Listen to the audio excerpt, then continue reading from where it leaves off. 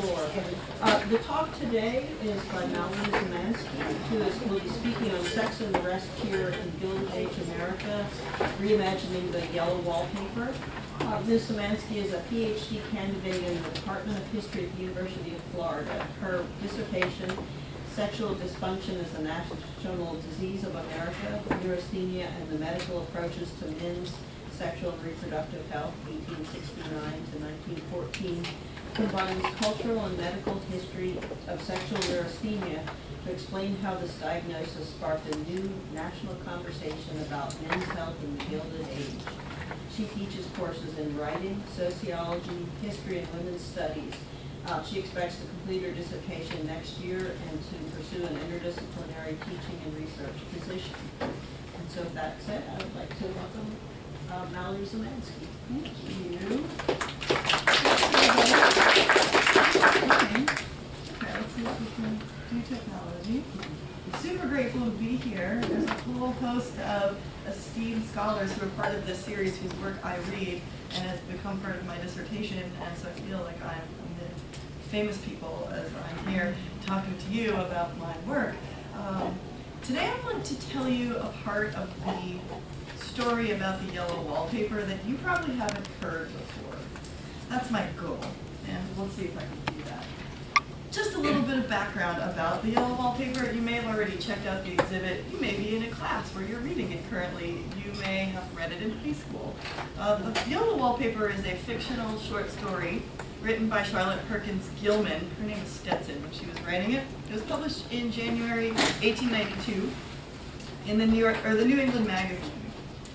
The narrative of the story features the protagonist, who is a woman who's diagnosed with neurasthenia and is confined to bed rest by doctor's orders. She's given this famed rest cure, and her husband enforces the rest cure, keeps her in her bedroom that has yellow wallpaper, and is forbidden from reading or writing or doing any of the intellectual labor she so enjoyed. The woman found this, the protagonist of the story, found this to be torture. She wanted to engage her mind, and instead the doctor, and by proxy her husband, was telling her, stay in bed, don't think too hard, you're too nervous for this kind of thing. She's consumed by the bed rest. The yellow wallpaper sort of stands in as a symbol of her insanity as she recedes further and further into her mental instability and becomes kind of part of the yellow wallpaper. When it was published in 1892, when the yellow wallpaper was published in 1892, readers would not have known Gilman by name. She wasn't yet as famous as she would later become. She goes on to do a lot of cool stuff and publishes a lot of important work about women and domestic labor and economics. But they would have likely known the doctor that she names here. So I have one of those things on the side are there. Selected out a part of the story, in case you're not familiar with it. She is writing about fiction. She creates a fictionalized protagonist, but she's hinting at things that were happening in the real world at the time. And she talks about a real world doctor. So the first quote here talks about the tonics that she's taking and the rest cure that she is enduring, and she doesn't like it. But she doesn't seem to have another option. Her husband's telling her to do this, her doctor's telling her to do this, and by law, she's kind of been under the authority of these two male figures. John, her husband, says, if I don't pick up faster, better, he shall send me to Weir Mitchell in the fall. So this real-life Dr. Esper Mitchell stands in as this looming disciplinarian. If you're bad, I will send you to Weir Mitchell, sort of thing. And so he's a real guy, and readers of this story would have probably known the name Weir Mitchell. He was a famous Civil War surgeon. He helped surgically repair 27,000 men in 24 hours in Gettysburg, kind of a big deal. He did a lot of cool stuff with rattlesnakes and venom. Who doesn't want to know about that? And then he also published medical literature that was readily available to the public, maybe like a WebMD, but 19th century, stuff that people looked to when they were sick and needed some doctor advice. Mitchell also wrote fiction, so the public who was reading the yellow wallpaper would probably have clued into that and known Weir Mitchell and probably associated him as a positive figure, as a well-founded authority, and not some evil, menacing figure. But Gilman portrays him as evil and menacing. I don't want to go there at all. I had a friend who went there, and she says, he is just like John and my brother, only more so. So here you get a sense of how the story portrays husbands, brothers, doctors, all male figures, as universally oppressive. 40 or so years later, Gilman writes her autobiography. In 1935, The Living of Charlotte Perkins Gilman is published, and here she speaks directly to her purpose and intention for this story. She indicates that, yeah, this yellow wallpaper was a reflection of my own lived experience. Gilman, in real life, was treated by Esper Mitchell, was diagnosed with neurasthenia, and underwent the rest cure. She didn't really get along with Mitchell very well, and as you can see, she had some things to say about that. So her reflection, her memory of the rest cure in the 1890s was one of negative perspective. I wanted to write the story to convince him of the error of his ways. I wanted to convince him not to use the rest cure anymore, and I used the yellow wallpaper for an activist sort of goal. So sometimes we'll use the phrase activist fiction to describe this, telling a story to help convince people to change something. Historical record, the things that historians do, which is dig in old papers and read stuff. The historical record corroborates some of Gilman's autobiography. Sometimes the stories that we tell about ourselves are true. Sometimes they're not, or they're clouded by memory or intention or our own will, or we're just lying. And I don't know what the case is for Gilman. What I do know is that historical record shows that she did write to Mitchell for treatment, that she did receive the rest cure treatment from Mitchell, that she was very nervous and weak-willed and gaunt and needed some treatment and didn't find the rest cure to be all that enjoyable. Historians like Michael Blackie, another person who's part of this series that you'll see, I think, next week or the week after, shows that Mitchell successfully conducted the rest cure with lots of patients, other women with whom he carried on lifelong, productive, intellectually stimulating relationships with. He writes specifically about a couple women who were literary figures themselves, who were quite intellectually ravishing, and he respected them, appreciated them. So there's a historical record that challenges Gilman's presentation of the rest cure as universally oppressive, about denying women any kind of intellectual life and trapping them in a room. Despite the fact that historical records suggest that Gilman is an unreliable autobiography or autobiographer, and therefore the protagonist of the story standing in as this declaration, this activist fiction saying how terrible Mitchell is, how scary he is, and how oppressive the rest cure is, the reading that I just presented to you is part of the memory of the late 19th century medical treatment of women, and it hangs out with us as a legacy even today. It's quite far-reaching, so far that when I first taught the yellow wallpaper in a class, which I think was last year in a women's history class, I decided that we were going to talk about neurasthenia and women, and we were talking about vibrators and lots of fun stuff, but students came to class and I had asked them, has anyone read this before today or yesterday? And a good majority of the class had read it in high school. I didn't know that. High school's a little bit further away from me than it is from some of my students. And so they were prepared with a whole bunch of smart thoughts about how this figure of the husband is kind of this patriarch, and he's enforcing the rule of law onto his wife, making all these decisions for her, and that he stands in as the proxy for this doctor figure who's got authority and knowledge and science on his side. And so they were ready with that analysis.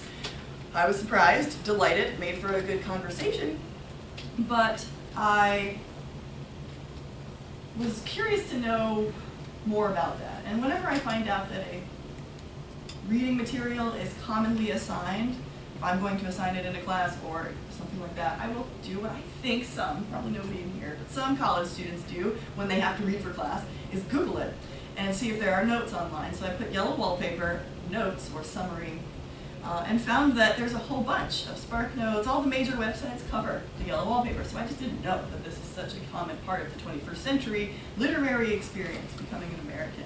You read this story and you interpret 19th century medicine as universally oppressive and women as oppressed by men. And this story continues to have this autobiographical legacy. So the SparkNotes website, here it is, copied and pasted right here for you. Someone who was almost destroyed by Esper Mitchell's resting cure for depression. It is not surprising that Gilman structured her story as an attack on this ineffective and cruel course of treatment. So here I am thinking like some high school students might, which is, I'm not going to read the story, I'm going to read the SparkNotes. This is the reading they're getting. And perhaps this is the reading that my students echoed in their English class. And so they are confirming this notion that the story reflects reality. The connection between a woman's subordination in the home and her subordination in the doctor-patient relationship is clear. John is the narrator's husband and doctor. Gilman implies that both forms of authority can be easily abused, even when the husband or doctor needs to help. All too often, the women who are silent subjects of this authority are infantilized, or worse. So it really kind of takes Gilman's portrayal of Mitchell as this menacing evil figure and amplifies it and says, hey, 21st century folks, take this as real. She really experienced this, she wrote it down in a story, she gave it to you.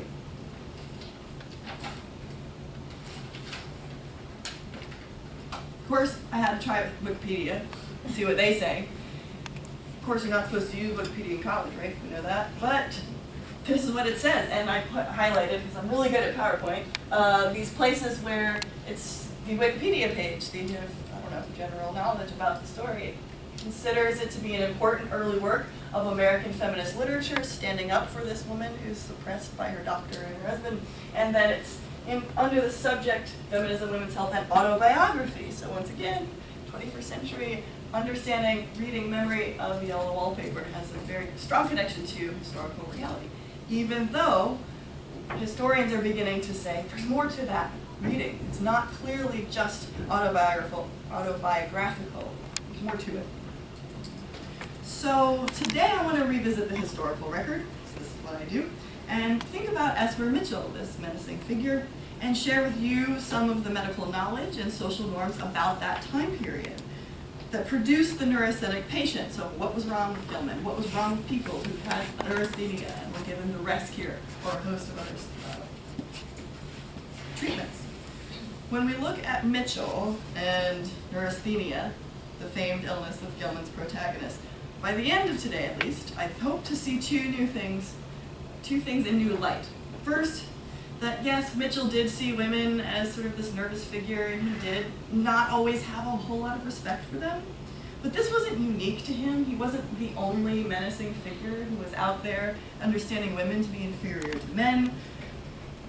Compared to his colleagues at the time, other medical experts in the late 19th century, he actually was pretty subdued in his, what I call medical misogyny view of women. There were a lot more oppressive, for lack of a better word, views about how women were constitutionally inferior circulating about. So Mitchell was trying to negotiate these things in what I see as a much more generous way. The second new light I'd like to cast is about how neurasthenia was being experienced not just by women, but by men. Lots of men were coming to the doctor, to Esper Mitchell specifically, looking for treatment for neurasthenia. Yellow Wallpaper wouldn't tell you that part, so that's why I'm here.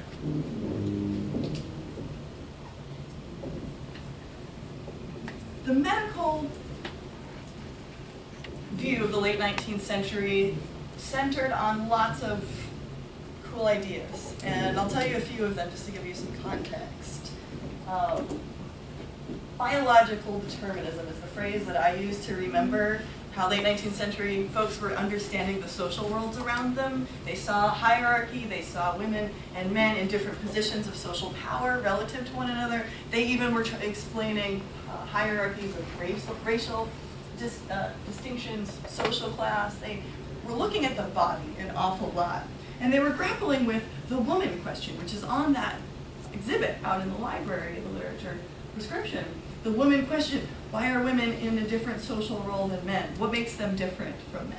I don't know we know the answer to that question yet, but let me tell you a little bit about how late 19th century doctors were looking at the body to explain social difference and finding explanations for hierarchy, different degrees of power between women and men, why men were in charge of families and were given legal authority over their wives and children. Well, there were biological explanations for this, and scientists were ready to provide them. I'm going to tell you about 3 guys, and these are not at all the only 3, but it'll get us, I think, somewhere. Henry Havelock Ellis, he was an English physician, and his great contribution is Man and Woman. The whole thing's online. You can read it and see really readily how interested he was in every intricate little difference between male bodies and female bodies. He loved measuring, and he wanted to measure your trunk, your neck, your nose, your head. He noted differences in skeletal structure. He pointed to the pelvis and said, wow, look, there's a really different size and shape of pelvis. Clearly there's a different social way that bodies are going to engage because the bodies themselves are so different. He saw women's blood as more watery and less vigorous. And of course, there's that uterus and those pesky periods. He believed that the period, menstruation, was a clear indicator of how important physical differences were and how that translated to important social differences. He believed that during menstruation, I'm going to quote him, this is Henry Havelock Ellis, women suffered languor and depression that which disqualified them from thought or action and render it extremely doubtful how far they can be considered responsible beings. Because uterus. In other words, women, by virtue of their reproductive systems and the difference between male reproductive systems and women's reproductive systems, Ellis viewed them as perpetual invalids, his words, not mine, developmentally handicapped and constitutionally, bodily makeup, inferior. Ellis's peers, he's one guy, but there's a lot of other people who believed this. They believed that because men's brains were bigger than women's brains, that must mean that they're intellectually superior. Bigger brain, more room for smart thoughts. You get the idea.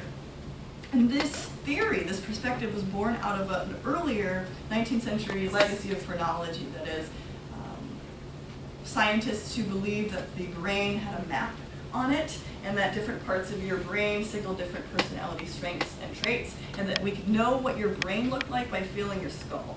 And so the grooves and bumps on your skull reflected the map of your brain, and so we could feel you and know who you were and how your map worked out, and then know something about you. So the focus on the brain is not new, and Ellis found that a larger brain has to mean larger thoughts, or more room on the map. The problem is here that in the 19th century, as today, it's difficult to get your hands on a whole bunch of brains. Not everybody's electing to volunteer their brain. It's hard to give a talk without one. So I need mine. And so most of the doctors who were doing studies were getting brains from people who died in almshouses, so the poor, or people who were criminals and died in jail. And when they were measuring these brains, they ended up finding that the degenerate criminals, as they viewed them, were the ones with the biggest brains. So this kind of pokes some holes in their argument that bigger brain equals intellectual superiority, therefore social superiority, because the people who were doing the most crime were the people with the biggest brains. So Spitzka, guy number 2 there, I love his name, he came up with this idea that we need not just think about the size, but also the material, the matter in which the brain is composed. So he found that those criminal brains that were so big were full of water, so we can't trust them anyways. So not size, but what you're made of is what Spitzka's kind of tagline should be. Whoops, don't know how that happened. Nonetheless, despite the fact that I'm telling you these stories with an obvious eye for the critique or the holes in them, these two folks, Ellis and Spitzka, were swarming around with ideas informed by Charles Darwin's theories of evolution, and most people in the late 19th century were using metaphors to describe all kinds of things that were about Darwinian evolutionary theory. And so I'm just going to give you the shorthand and trust that you have heard of Darwin before, know that he's kind of cool but has some trouble, and you could read more about him later. He looked at the animal kingdom and considered humans to be part of it, and saw that some animals are more evolutionarily developed than others, or more intricate and well-developed than others. And so, like, for example, a fish would be less developed than a monkey, and a human would be more developed than all of those things. So you saw grand living species on an evolutionary spectrum, And so he applied that model to humans also and saw men as evolutionarily superior to women. And he saw that sex difference was really important in the animal kingdom. He looked at the peacock, my favorite example, to show how male peacocks had all these lustrous feathers to attract a mate, and they had to exert an enormous effort and energy just to catch the lady's eye. And so he saw sex differences sort of built in to the social nature of animals. And so he thought, well, of course, humans are going to be the same way. Men have to exert a lot more aggressive energy to get a mate, and women can just sit back and take their pick and wait for the right suitor to come along. So both of these ideas were circulating around with Ellis and Spitzka as they were feeling skulls and measuring and weighing brains. The key takeaway here for this slide is that the late 19th century social hierarchy of men having power over women, like Gilman talks about, was explained using biological determinist theories. We could explain society by looking at the body, by measuring it, by confirming it, by putting it into numbers and confirming it with science. You can't argue with science. Women were constitutionally made up of less important, less good matter, less smaller things than men. They were prone to intellectual handicap as a result of all these biological limitations, their menstruation, their frailty, their pelvis, their smaller bone structure.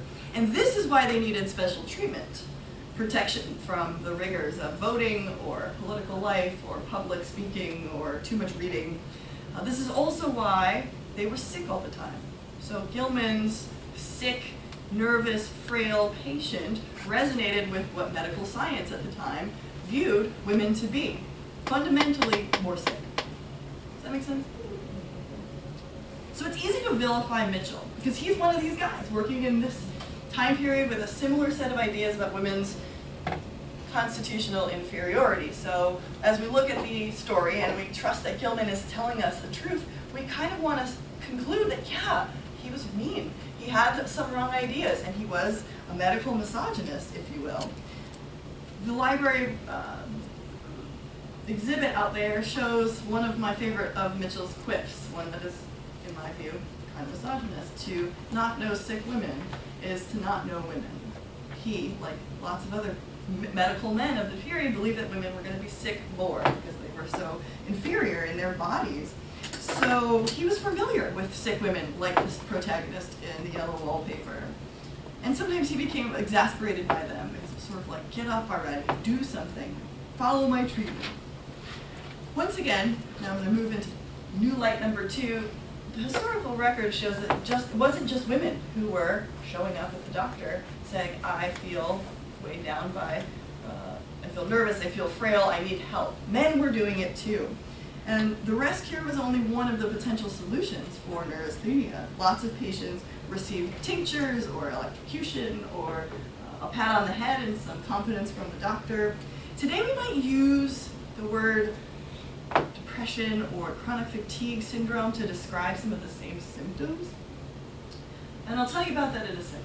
But first, I want to make sure that it's clear that Mitchell was, the Yellow Wallpaper stands in as the narrative expert, speaker, authority about how neurasthenia was treated by the rescuer and oppressed women. But when we begin to look at how it was treating men, I think the picture looks much different. Oops.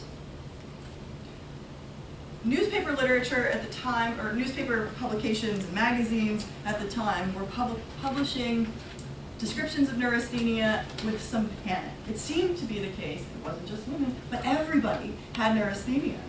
This is McClure's magazine, super popular, 1894. The author declares neurasthenia, nervousness here, these words are interchangeable, the national disease of America, plaguing mostly white, middle-class, educated folks, people who were working in a particular environment that taxed their brains. Some even believed that this was a uniquely American disease, that only Americans could get it because aren't we so great? And some called it Americanitis to really reflect the cutting-edge evolutionary superiority of the white Anglo-Saxon Protestant of the 19th century. So it was confirmation, again, of the greatness and the developmental spectrum that humans existed on, with white, educated, middle-class folks at the highest point. In official documents, neurasthenia has 2 pages of symptoms, okay, so it's long. I'm going to tell you a few. Irregular bowels, trouble sleeping, too much sleep, insomnia, headache, anxiety, and then every synonym for anxiety that you could probably think of in a minute or less. Frail feeling, just kind of like, I don't feel like you're going to work today. Numbness, tingling, exhaustion, shortness of breath. Symptoms that people might experience any minute. They might be having them right now, that were all together put under this umbrella of neurasthenia. Some physicians thought this was a red herring. Some called it the garbage can diagnosis, and it didn't actually describe a problem, but just a host of abstract, smaller problems. It wasn't a medical illness. All of the symptoms were so diverse that it was difficult to pinpoint in any one person what neurasthenia was, because it was an amalgamation of so many things. So some people didn't trust that and just said, well, that's a catch-all and not very helpful to us. But that's why the doctor was important, because he could look at you, hear you talk about your nervousness, your anxiety, your shortness of breath, and pinpoint with certainty that you had neurasthenia, or maybe one of the subcategories of neurasthenia. There were other forms that you had.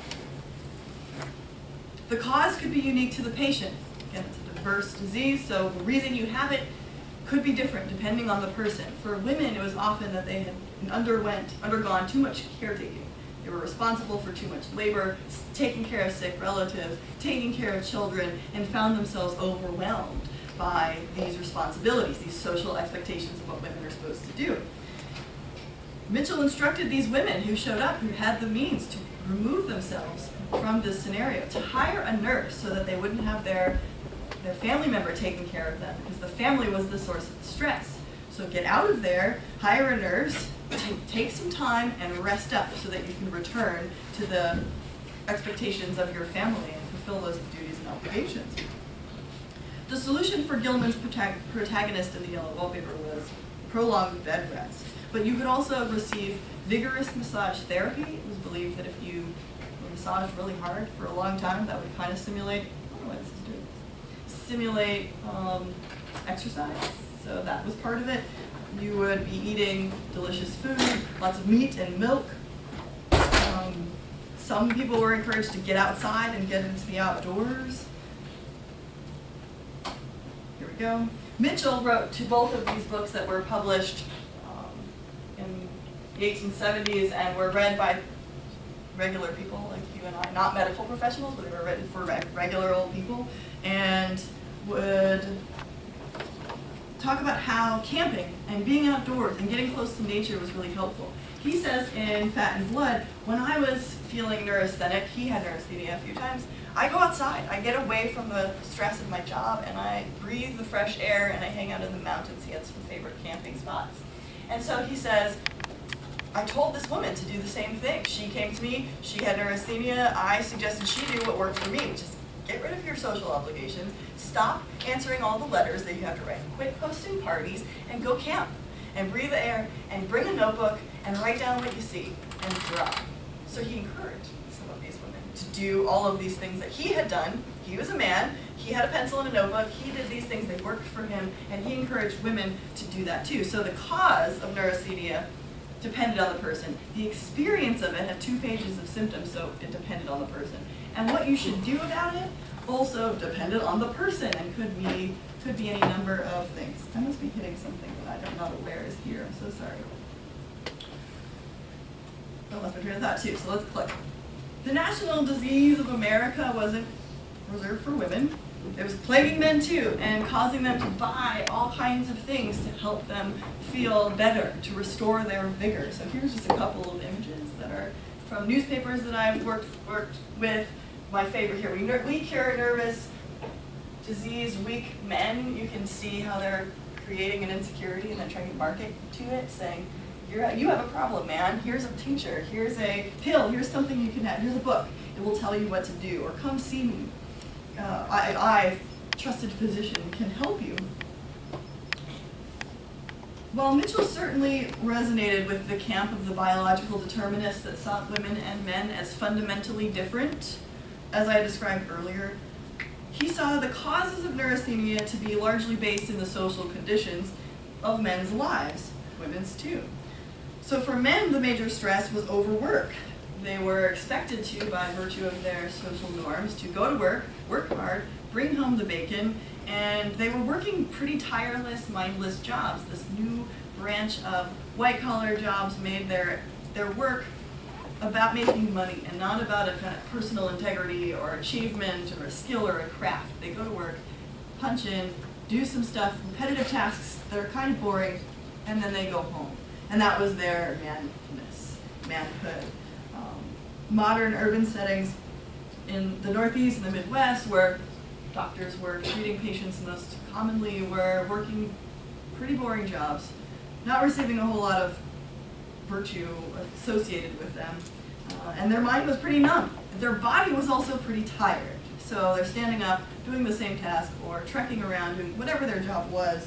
Maybe they were cleaning clothes or sitting in an office, but they weren't crafting anything, and they weren't really achieving social power through their job. They sat in a chair, did brain work. Those guys were the ones who were most likely to have neurasthenia, people who were doing petty jobs like being a historian or a scientist or an artist. If you were in your head too much, you were going to get neurasthenia. If you used your body too much, you were going to get neurasthenia. If you did anything too much and you didn't like it, you were going to get neurasthenia. So almost anybody was a potential victim of the disease. And so people were worried about this. They opened up the newspaper and they felt like the national disease of America was coming after them.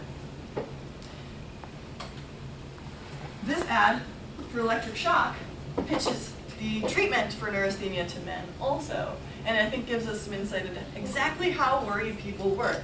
One of the treatments for neurasthenia was electricity. Electricity in the late 19th century was really cool, and so people were attracted to it. It was new, and some men who felt that they had, well, your electric shock treatment would be localized, so it wasn't a all-over treatment therapy. If you had a problem with a certain area of your body, you would you would have electricity applied to that area, and that was considered helpful and recharging and stimulating the body.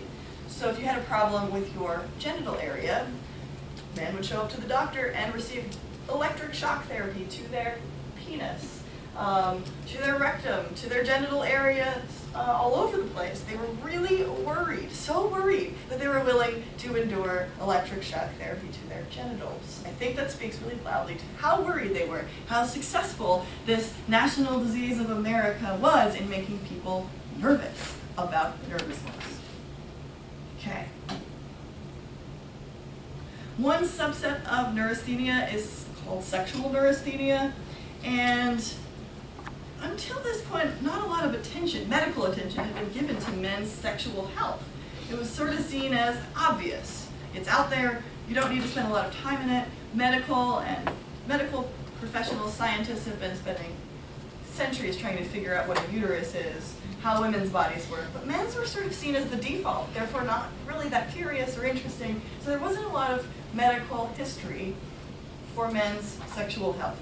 They probably received messages about how sex was generally immoral and masturbation was immoral, but those were moral questions and messages they received maybe from parents or teachers. Medical information was much less quick to come by.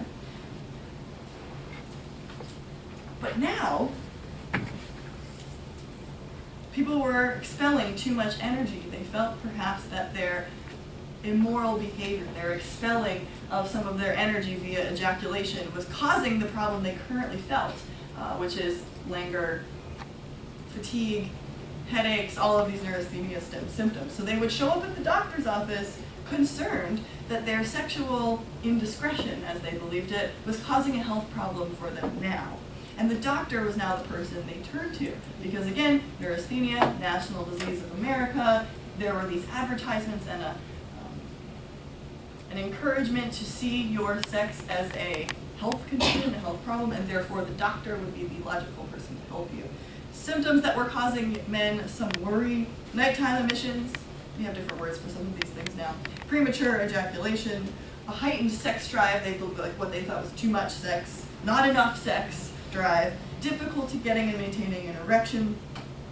George Beard was the first doctor who was speaking loudly about sexual neurasthenia. He believed that it was the most important form. He's actually considered the father of neurasthenia generally, so he was a big deal. And he had spent 15 years popularizing neurasthenia, its treatment, and came around later in his life and said, hey, you guys, fellow physicians, sexual neurasthenia is actually the most important one because nobody talks about it.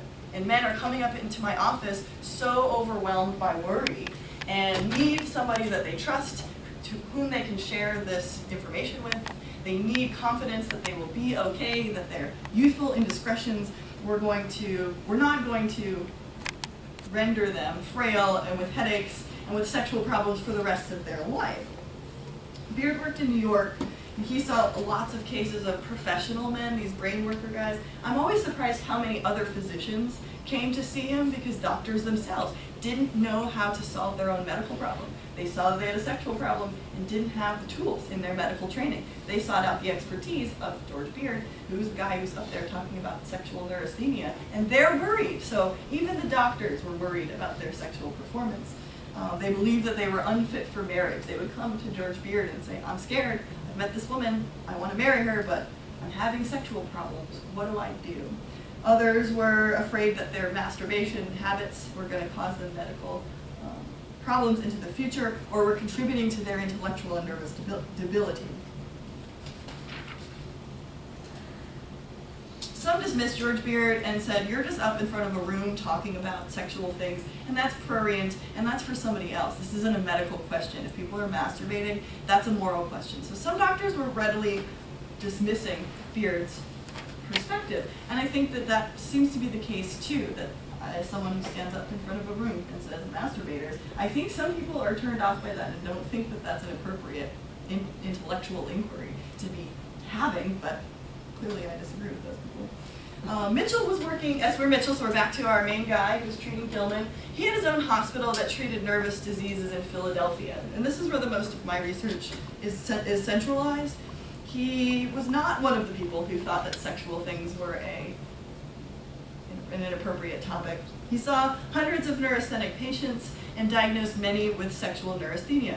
Not every doctor was diagnosing patients with sexual neurasthenia, but Mitchell was well known, and his legacy was well known, and his stance on sexual matters was also very likely well known. So when people had a sexual problem, men specifically, they knew to go to Mitchell, and they knew they would receive sympathetic treatment.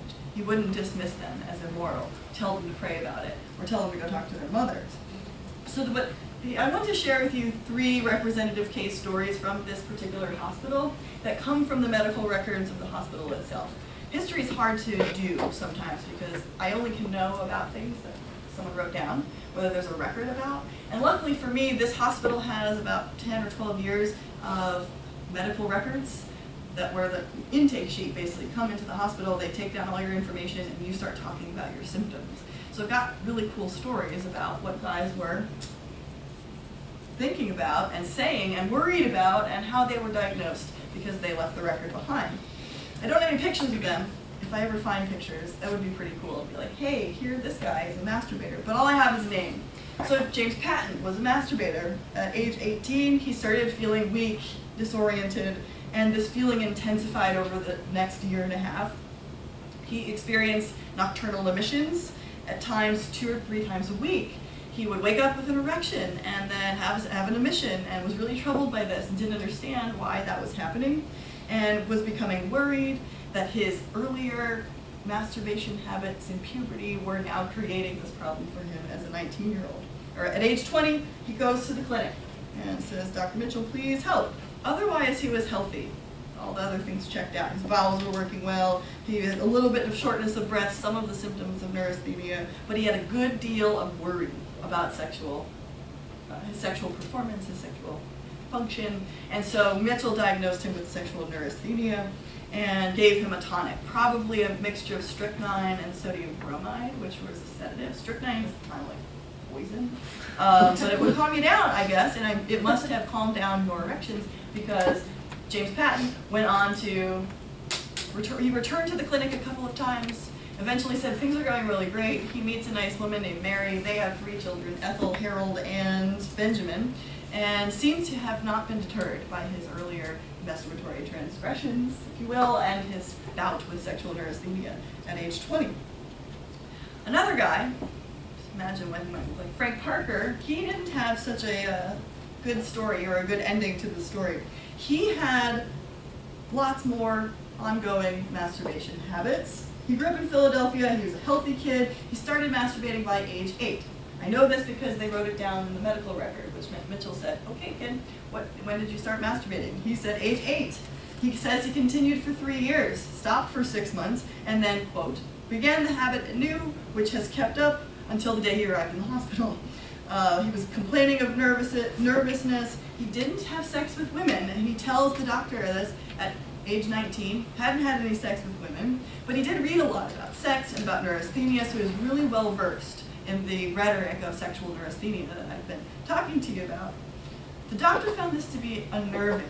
He knows a lot about pornographic things. He knows a lot about neurasthenia. He's masturbating all the time. He's ill. So they slapped him with the sexual neurasthenia diagnosis and sent him on the way. He also got sponge baths. So to me, that's kind of like a rest cure. You just lay there and have someone bathe you. The doctor wanted him, Frank Parker, to calm down a little bit. They gave him another tincture that had other kinds of sedatives in it, including strychnine, gave him some sponge baths, and then sent him on his way. Frank Parker didn't fare the same way that James Patton did. Frank didn't marry. The last record I'm able to find of him is 27 years later. He's out renting a room somewhere in Iowa and working as a weaver and not married, no children. And by late 19th century, early 20th century standards, that wasn't sort of what men were supposed to do, that if you were a single bachelor, there may be something wrong with you. But I don't know because no record existed after that. But he did receive some sort of rest cure and a luxurious bath treatment at this hospital. Finally, Edward Thomas was undersexed. He didn't have enough sex drive, and his worry stemmed from the fact that he didn't really seem to enjoy having sex with his wife. So he shows up to Dr. Mitchell's hospital. He walked, I don't know, got all the way from Wilmington, Delaware, 30 miles away from the hospital, and said, oh, I'm really nervous about this. I'm concerned that I'm supposed to want to have sex with my wife, and I don't enjoy it. I used to enjoy sex earlier. I used to masturbate, but now that I'm married, I don't seem to enjoy it. And so this was evidence that anybody could potentially become a sexual neurasthenic. Married people, unmarried people, people who liked sex, people who didn't like sex. The disease, again, was the national disease of America. So these three guys give us a window, I think, into how sexual neurasthenia was doing some interesting cultural work. It was making masturbation part of a more common medical conversation. It was corralling men into the hospital and diagnosing them with neurasthenia and having them join the ranks of the likes of Charlotte Perkins Gilman, who was diagnosed with neurasthenia for other reasons, with other cures. And neurasthenia was pretty common, so it made masturbation relatively okay to talk about. Just like it is okay to talk about depression to some degree, that is relatively a common thing and part of common conversation. Well, so is neurasthenia. When you add masturbation into a conversation about neurasthenia, it becomes a bit more normalized, a bit more okay to talk about, and okay to think about as a medical reality. It removed the grip, I think, of the 19th century morality police, the people who were saying all sex is bad, masturbation is bad, real men don't do that, good men don't do that. It removed the grip of the morality police, I think, and that's a fun metaphor to have. Or it transformed the power of the morality police away from parents, teachers, pastors, and placed it in the hands of these doctors who had the side of science, the authority of science on their side. And I wonder if doctors are the masturbation police of modern medicine. Today, I believe that young people, men specifically, are worried about some of the same things that Frank Parker and Edward Thomas were worried about. And I know this because I teach, like Vina said earlier, a variety of courses. And some of them, it may be hard to believe, don't involve me saying masturbator a lot. I teach ENC 1101, which is the intro to college writing, and students pick their own topics there, and I don't say anything about gender, sexuality, masturbation. That's stuff they can see me about in another class.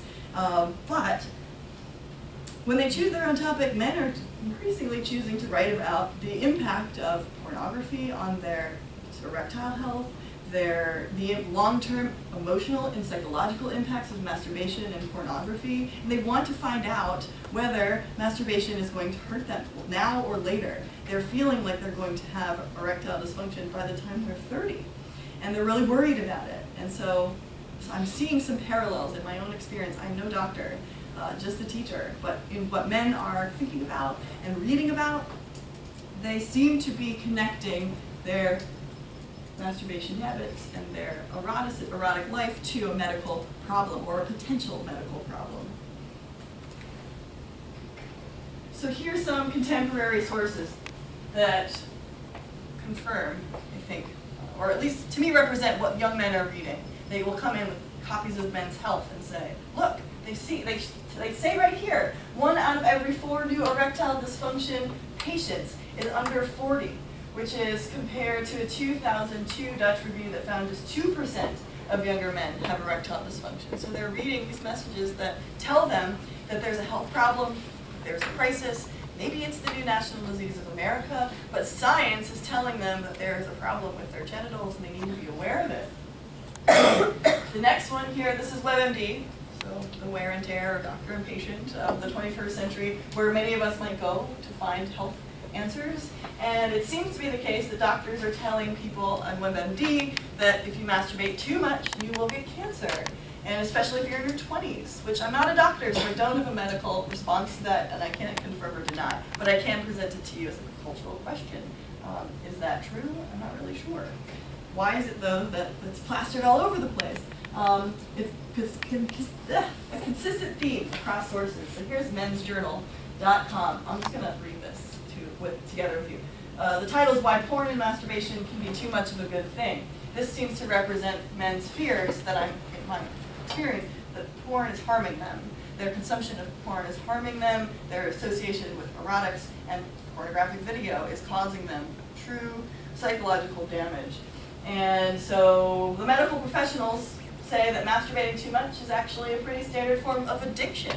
And today, medical perspectives on addiction are often rooted in the body, the brain, the physiology and chemistry, that addiction is a medical condition today by many 21st century medical standards, not all. So it says, wow, masturbation could be one of those medical problems. And it's worsened by pornography. So here's some psychologists. When people start watching porn, there's a huge flood of dopamine in the brain. Over time, the receptors that were once very sensitive become less sensitive. And normal physical intimacy does not produce enough dopamine to stimulate the dopamine receptor. The more porn you watch, the more porn you need to get it up. Eventually, you'll get erectile dysfunction. By the time you're 30, you will no longer be able to have a healthy erection. According to the aggregate of information that I believe young men are reading. So now that we've moved to the present, I want to end by speculating some answers to the so what question, the why should I care about this, why should I listen to this, who really cares about this kind of stuff. And there's two views on this, or two, I think, answers. One, the historical question, for those of you who are thinking historically about this, that reimagining the yellow wallpaper, including men, including Mitchell in historical context among his peers who were espousing much more medical misogyny than he was. If we consider yellow wallpaper alone, we're only getting part of the story. But adding men, I think, completes a more well-rounded picture and shows that neurasthenia was itself a response to a particular historical moment. It was so diffuse in its symptoms, the understanding of its causes, and the ways that you could be treated for it, that it could apply to lots of scenarios. And for women, it was often that you had done too much nurturing. For men, it had been that you had done too much work or masturbating. And so treatment would respond to those social conditions. And it had much less to do with your uterus and that your uterus was making you sick, or your constitutionality was making you sick. Women and men both got neurasthenia. They had different bodies and yet had the same disease. And so it provides a way for us to think about how medicine was helping people make sense of the world around them, understand whether masturbation was healthy, understand how much work is healthy, understand the limits of their own social role, help them work through the feeling of, man, my husband is really oppressing me, my doctor is telling me I shouldn't think, what do I do about that? So it's a response to a social environment. For those of us who are medically inclined, or thinking about contemporary medical implications, we might think about these 2 points. It may be the case, and I'm open to hearing about it from another perspective, but maybe the case that men's fears about masturbation today are a newer version of the same old thing. That today we might have a new technology, that the internet makes pornography readily available in a way that it wasn't for Frank Parker, who was reading lots of pornography. Catalogue history. But they're asking the same question. They're showing up at their doctor, or they're reading their lay medical literature like Men's Health and saying, is masturbation okay? Is what I'm doing healthy for me? Is there going to be a negative consequence for this?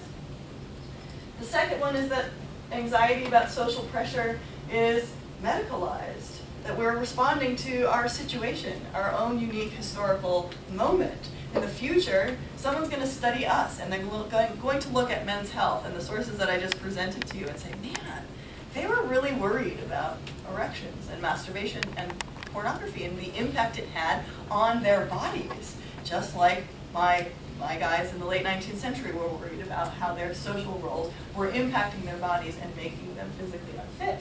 So I think here, and I'm missing a close parentheses, I'm thinking here about the ways in which college students, many of you are college students, are, no one in here, but are using Adderall as a way to get through college. There's somewhat of a crisis happening on college campuses where people feel so pressured to figure out what they want to do with the rest of their life, and you have to do it now, and every point on every test matters, and if you don't, your life is over. And so people are spending $8 million at Starbucks or taking prescription medication to help them charge up for these social expectations placed on them. They're also showing up in the doctor's office really depressed, full of anxiety. These diagnoses are up, or have increased over the last 10 years or so.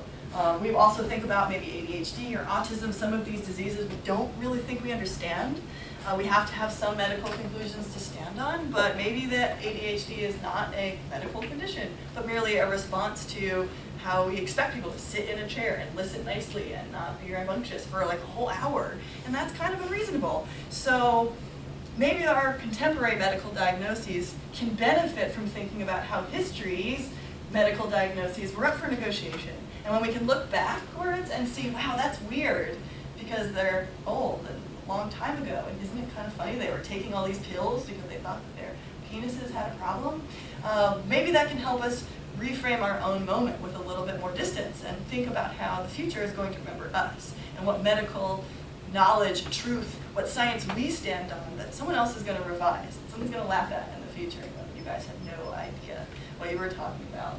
So I think that's the answer to the so what question, is that history does make us humble and I think aware of how science and truth is always up for negotiation.